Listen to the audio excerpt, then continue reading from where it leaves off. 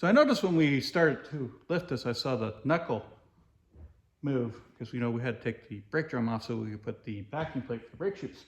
So now we're putting the shims in.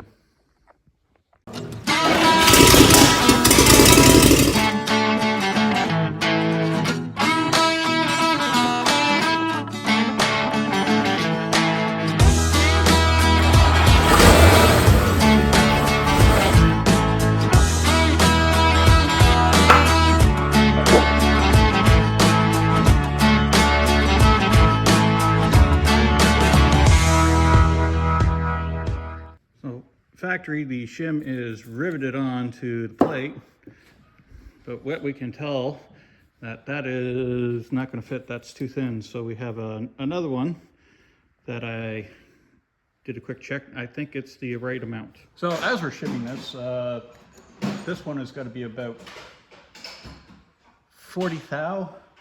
Unfortunately, we don't have the right amount of shims to make our 40 thou. We have 225, so we have 50 thou.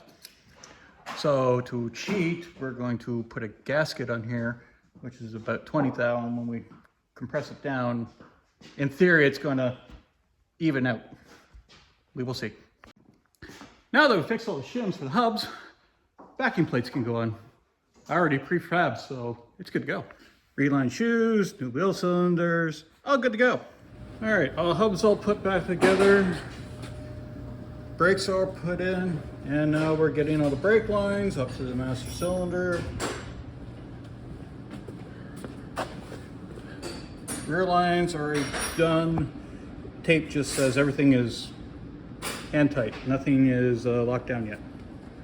So once we get all the brake lines ran, everything tightened up, we'll start pumping the brakes and then do brake adjustment. All the brake lines are hooked up. We're going to start pumping fluid to it and see what happens. Forgot to tighten this one up, so that started to leak.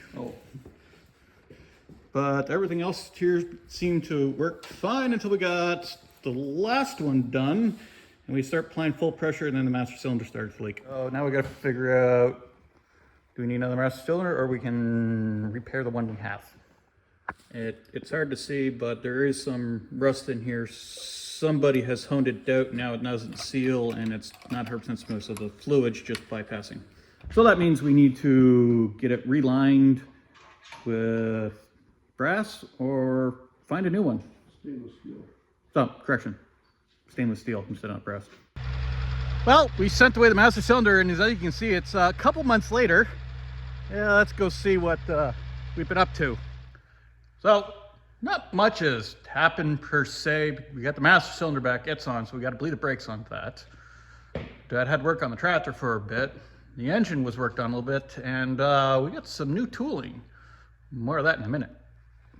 So to work on the engine, we are going to take the head, tear it all down, pull all the valves out, so we can double check to make sure they're good to go. Now, normally, you just take the head into a machine shop and they do all the work for you, but I've acquired some new tooling. Fresh dirty out of the engine, cleaned up with the wire wheel, and nicely resurfaced. Rinse, repeat, do it 12 times, because it's only a inline 6, so 2 valves per cylinder.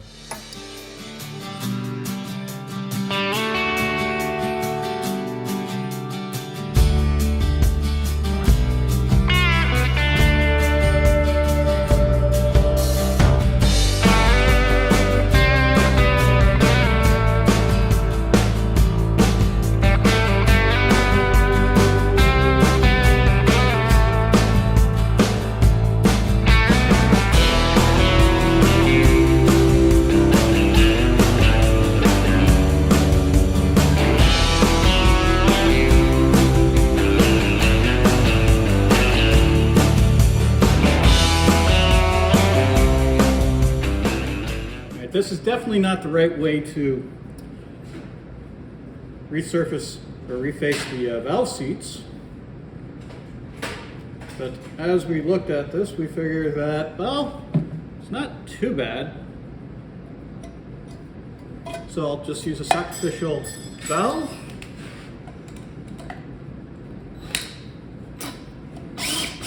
We go from that to that.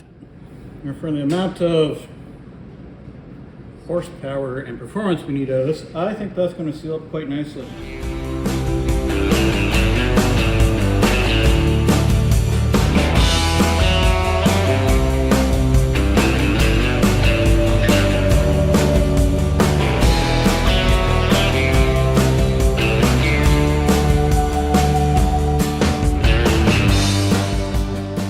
Okay, so the valve sleeve is actually cleaned up, so that means I don't have to go get a valve grinding stone set. Very, very lucky on that. So next we'll be taking the actual valves, lapping each individual, and then putting all the springs and getting this ready to install on the block. Okay, so now it's time for the boring lapping of all the valves. Once we get that done, then I'll start putting the springs back on and do a full reassembly. And as you can see, we have a nice even line all the way around, so it means it's sitting nice and properly.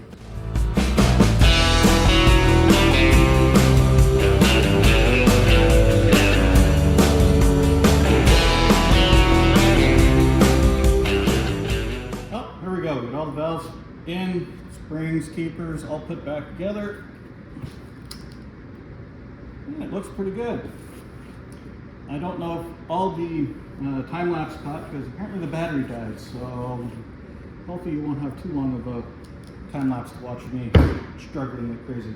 We had to take it apart, put it back together, because we put the springs in the wrong way the first time. Okay, short pause from lapping valves, because I just had to put the windshield in the 800 weight.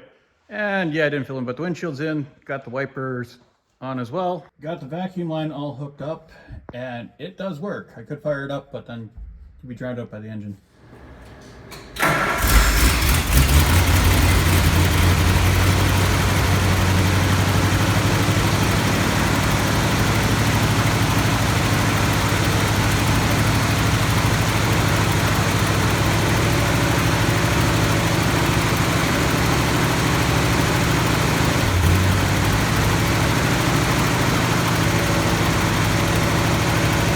Now back to the scheduled program of getting this head onto that block over there.